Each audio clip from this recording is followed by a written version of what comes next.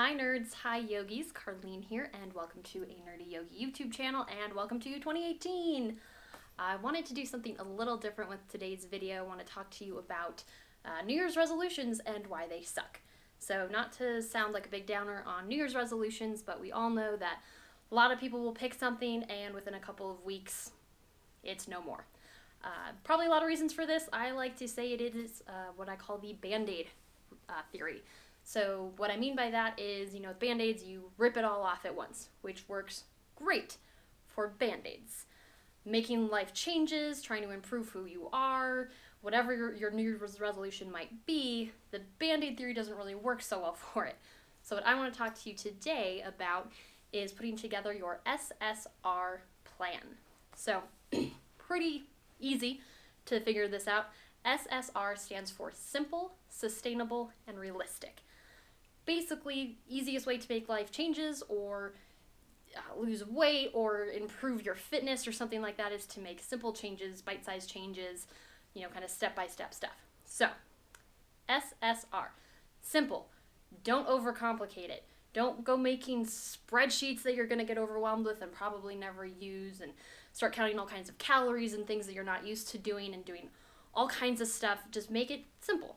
Don't overcomplicate it. Don't overwhelm yourself. Pick maybe one thing, try that thing for a while, add to that thing, and keep it very simple, straightforward. And don't try everything all at once. So that's kind of what sustainable is about. If you try to do everything all at once, there's no way for you to maintain it.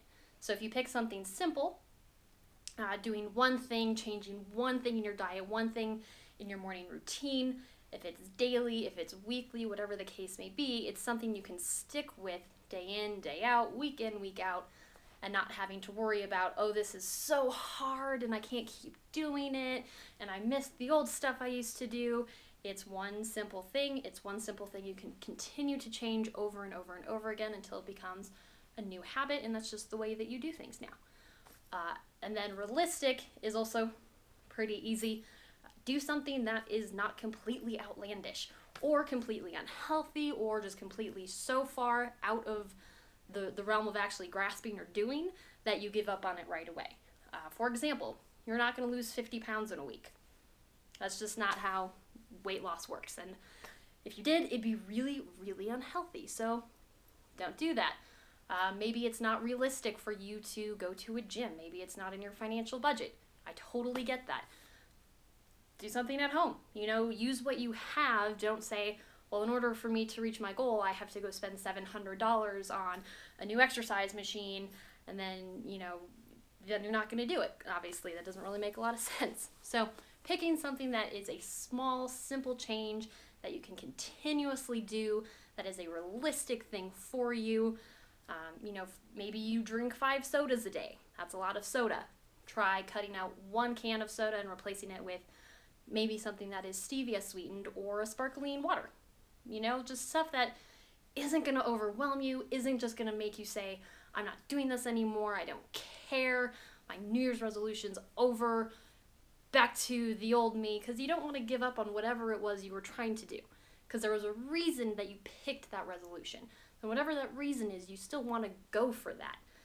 If it's to feel better, if it's to just be more comfortable in your skin, if it's to lose weight, if it's to get stronger. Maybe it's to be less stressful and you want to start meditating. You're not going to go from never meditating to meditating an hour every single day. It's not realistic. It's not going to happen. It's too much all at once. So maybe you'll start with 2 minutes in the morning. Download an app on your phone for free, couple minutes in the morning. Now suddenly you're in the habit of it and you like it, and now you make it 5 minutes, and maybe 5 minutes is all that you need, and you can keep doing that. And it's a much easier way to make life changes and New Year's resolutions, if you will, that are going to last and that you'll stick with. One last tip I want to give you, just so there's some, yoga aspect to the video, I want to talk about Hasta Bandha. So, ways to not hurt your wrist when doing yoga, because obviously there's a lot of wrists here in your hands. It can hurt a little bit if you're doing it wrong, putting too much pressure right here. So Hasta Bandha is your hand lock. There's a few different bandhas or locks in yoga. Mostly I talk about Mula Bandha, which is for your breath. Hasta Bandhas for your hands. People are, of course, really used to grounding through their feet, but we want to ground through our hands just as much. So to help take pressure off your wrists, really grounding in with your fingertips, and then basically having less pressure as you go up. So really, really grounding in through your fingertips. Think like Spider-Man, really sticking to a wall, really grounding in through there. You've got a little bit of pressure in the fingers. You almost kind of want to suction this part of your hand up. Not like too much, you don't want to be on your fingertips, but just a little bit so you're not collapsing into the palm. And you really don't want to have any weight right here at the edge of your wrist, because that's what's going to cause pain. So grounding into your fingertips, really using that strength and that lock and pressing into the earth, keeping this a little bit lighter, keeping this the lightest. That'll really help out with your yoga poses, really help out with any wrist pain that you might get. And then, of course, SSR, simple, sustainable, realistic plans for you to make life changes for whatever it is that you want to do. Thanks so much, yogis. I hope this is helpful.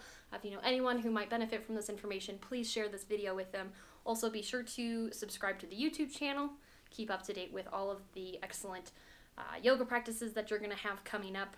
Maybe if yoga is part of your New Year's resolution, get a mat, check out some of the videos that I've got on my channel. I think they're a lot of fun. Hopefully you think they're fun too.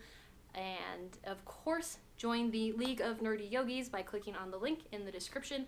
You will get a Nerdi Yogis guide to the galaxy, aka how to start your at-home yoga practice in 3 easy steps. That's right, 3 easy steps. Trying to keep it simple, sustainable, and realistic for you. Have a great 2018. I look forward to seeing you on the mat soon. Namaste.